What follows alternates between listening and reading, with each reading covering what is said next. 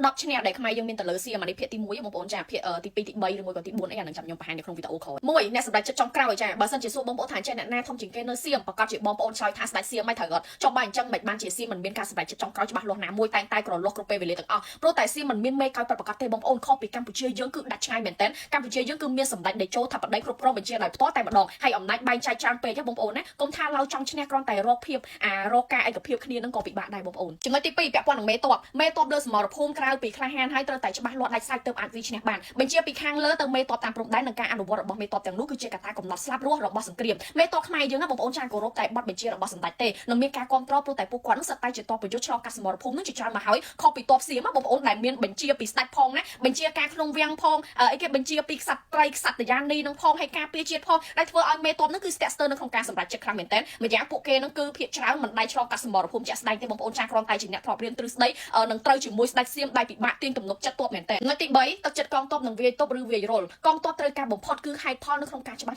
់លាស់និងការតាំងចិត្តមុះមុតយកជ័យទើបអាចឈ្នះបានបើនិយាយពីទ័ពខ្មែរវិញបងប្អូនហើយគឺមានទាំងអស់ចាព្រោះនេះមិនមែនជាសង្គ្រាមស៊ីវិលទេតែជាការវាយទ័ពខ្មែរឈ្លានពានការពារទឹកដីនិងសងសឹកការប្រមាថកន្លងមកដែលធ្វើឲ្យការពលីរបស់ពួកគាត់នឹងមានតម្លៃបំផុតពេលមើលទៅកងទ័ពខ្មែរយើងទាំងអស់បងប្អូនចាពួកគាត់ដូចជាមានភ្លើងឆេះនៅក្នុងខ្លួនដៃសន្សំមកពីការអត់ធ្មត់កន្លងទៅចិញ្ចឹមចិត្តថានឹងសម្លាប់សៀមសងគំនុំឈាមសងការប្រមាថទៅវិញហើយបើនិយាយពីទ័ពសៀមវិញចាមកច្បាំងនឹងដោយត្រឹមតែបំពេញមហិច្ឆតាឈួតលីលារបស់ស្ដេចល្មោបការនឹងថ្នាក់ដឹកនាំអសមត្ថភាពសៀមប៉ុណ្ណោះបងប្អូនចាគ្មានទឹកចិត្តឯណាទៅខាំស្មៅតស៊ូអីដូចខ្មែរយើងទេចាហើយការពលីទៀតសោតដូចខ្មោចសัตว์ព្រោះតែច្បាំងគ្មានបុព្វហេតុដើម្បីជាតិនោះឡើយគឺគ្រាន់តែឈ្លានពានទឹកដីគេនឹងទប់អំណាចផ្ទៃក្នុងដែលកំពុងតែរង្គោះរង្គើប៉ុណ្ណោះហើយបើនិយាយពីការស្រឡាញ់ជាតិវិញបងប្អូនចាមិនថាបងកងទ័ពឬមួយក៏ប្រជាជនយើងទេអានេះបើសិនជាយើងនិយាយប្រៀបធៀបទៅជាមួយនឹងសៀមបងប្អូនចាទាំងកងទ័ពបើនិយាយពីកងទ័ពវិញឬមួយក៏តាហ៊ានណាគឺខ្មែរយើងសុំចេញទៅច្បាំងហ្មងចាបើនិយាយពីប្រជាជនយើងវិញបងដែលគាត់មានកម្លាំងដែលគាត់អាចនឹងកាន់កភ្លើងកាន់អីទៅបាញ់ពួកអសត្រូវនឹងបានណាឲ្យតែជាតិត្រូវការពួកគាត់នឹងចូលទៅបំរើជាតិជានិច្ចប៉ុន្តែបើយើងនិយាយពីសៀមវិញបងប្អូនតែហ៊ានសៀមមួយចេញមកគឺកំសាកខ្លាំងបំផុតកំសាកត្រង់ថា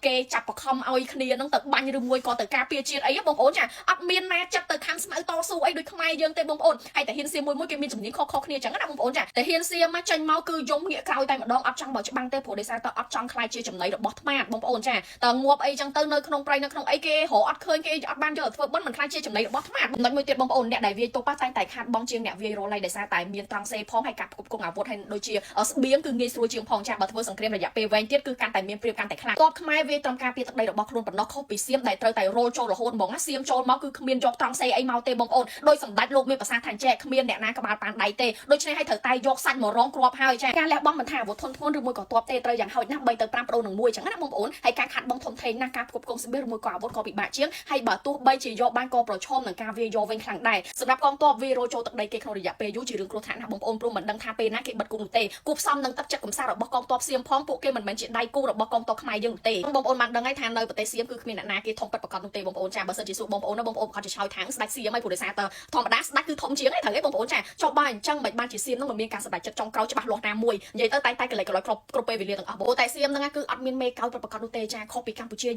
យើងមានសម្ដេចតេជោសម្ដេចបវរថាបតីបងប្អូនចាគ្រប់គ្រងបញ្ជាដោយផ្ទាល់តែម្ដងហើយពួកសៀមមិនដឹងណាមិនដឹងណីមេកោអីមិនដឹងណាទេបងប្អូនចាអំណាចវិញបែងចែកច្រើនពេកកុំថាឡើយចង់ឈ្នះគ្រាន់តែរកអាការឯកភាពគ្នានឹងក៏ពិបាកដែរតខ្មែរយើងគោរពតែតាមបទបញ្ជារបស់សម្ដេចទេបងប្អូនចាហើយមានការគ្រប់គ្រងព្រោះដោយសារតែពួកគាត់នឹងសតែជាតបប្រយុទ្ធឆ្លងកាត់សមរភូមិនឹងច្រើនមកហើយខុសពីតបសៀមបងប្អូនចាខុសពីតបសៀមដែលអីគេបញ្ជាពីស្ដេចផងបញ្ជាការក្នុងវាំងផងចាក់សត្រីសត្វយានីការពារជាតិដែលធ្វើឲ្យមេតបនឹងគឺមានការស្ទាក់ស្ទើរនៅក្នុងការសម្រេចខ្លាំងមែនទែនម្យ៉ាងពួកអស់ហ្នឹងបងប្អូនចាភាគច្រើនហ្នឹងគឺពួកវាមិនដែរឆ្លងកាត់សង្គ្រាមជាក់ស្ដែងអីដូចមេតបយើងទេបងប្អូនបើនិយាយពីកងទ័ពខ្មែរយើងបងប្អូនហើយចាគ្មានអ្នកណាដូចតបខ្មែរយើងទេគឺពួកគាត់តាំងចិត្តមុះមុតយកជ័យទើបអាចឈ្នះបានណាការពារទឹកដីនិងការសងសឹកប្រមាណកន្លងមកហ្នឹងដែលធ្វើឲ្យការពលីរបស់កងទ័ពខ្មែរយើងទាំងអស់ពួកគាត់គឺមានតម្លៃខ្លាំងបំផុតហើយកងទ័ពទាំងអស់ណាដូចខ្ញុំបាននិយាយមកចាំបងប្អូនចាពួកគាត់ដូចជាមានភ្លើងឆេះនៅក្នុងខ្លួនដែលសន្សំមកតាំងពីការអត់ធ្មត់កន្លងទៅចិញ្ចឹមចិត្តថាចេះសម្រាប់សៀមសងគំនុំឈាមសងការប្រមាថវិញនិយាយពីតបសៀមវិញបងប្អូនចាគ្មានមកផែស្អីទេគ្មានមកផេះស្អីទេមកច្បាំងនឹងត្រឹមតែបំពេញមហិច្ឆតាឈួតលីលារបស់ស្ដេចល្មោបការនៅថ្នាក់ដឹកនាំអសមត្ថភាពនិយាយទៅនៅសៀមថ្នាក់ដឹកនាំពួកវាគឺអសមត្ថភាពច្រើនមែនតើបងប្អូនហើយបើនិយាយពីស្ដេចវិញខ្ញុំ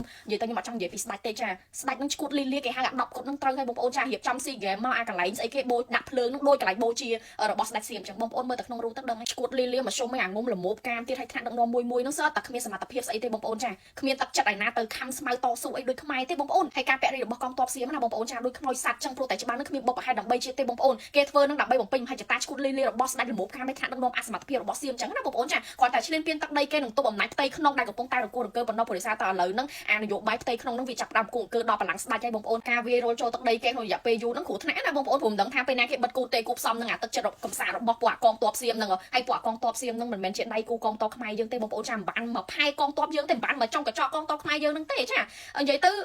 អាវាយទប់ហ្នឹងបងប្អូនខ្មែរយើងវាយទប់ហ្នឹងគឺខាតបងតិចជាងអ្នកវាយរលទៀតតែយើងមានត្រង់សេមានអីហើយការគ្រប់គ្រងអាវុធក៏ដូចជាស្បៀងហ្នឹងគឺងាយស្រួលជាងផងបើធ្វើសង្គ្រាមរយៈពេលវែងទៀតគឺកាន់តែមានព្រៀបកាន់តែខ្លាំងណាបងប្អូនទ័ពខ្មែរយើងហ្នឹងវាយត្រឹមការពារទឹកដីរបស់ខ្លួនប៉ុណ្ណោះខុសពីសៀមដែលត្រូវតែវាយរលរហូតសៀមចូលមកគឺគ្មានយកត្រង់សេមកទេបងប្អូនចាពួកវាអត់មានយកត្រង់សេមកទេព្រោះដោយសារតែពួកវាវាយរលមកបងប្អូនដោយសម្ដេចលោកមានប្រសាសន៍ថាចែគ្មានអាណាឬមួយក៏គ្មានអ្នកណាក្បាលប៉ាន់ដៃទេដូច្នេះហើយត្រូវយកសាច់